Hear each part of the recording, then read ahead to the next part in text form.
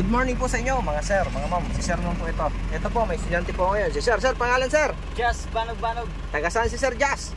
Quezon City. Yan o, sino shoutout ni Sir Jazz? Shoutout sa Quezon si Jerry Labrador. Si Picanip ng Queens. Shoutout sa iyo.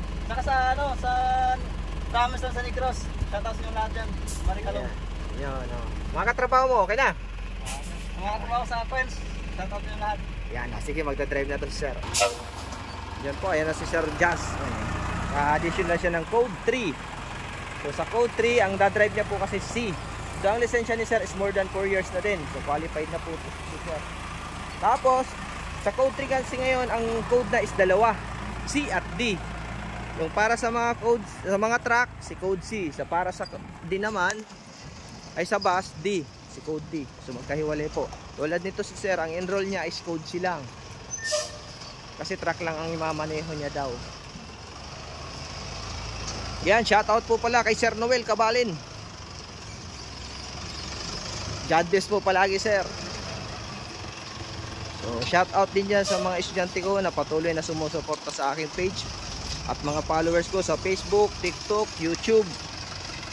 Yan.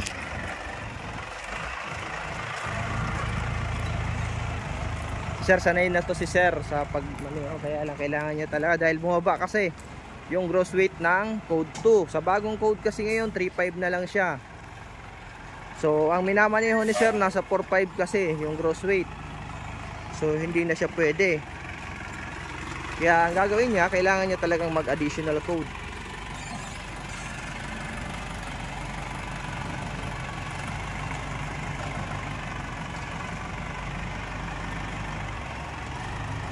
Yun o.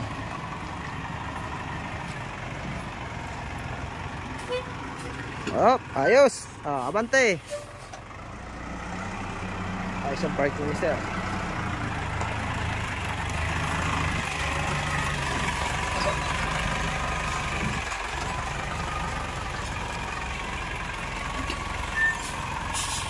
Okay, atras.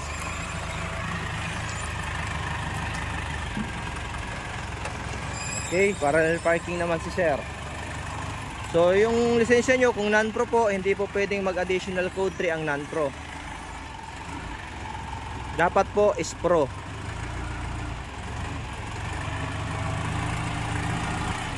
Tingnan natin yung kabila.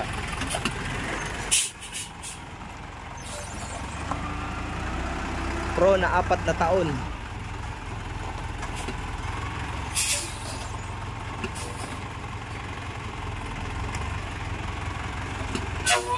Yan, okay. Ayan, okay na sir. Yan po, yung mga gusto mag-additional code 3 at code 8 PM lang po. Maraming salamat po and God bless po sa inyong lahat.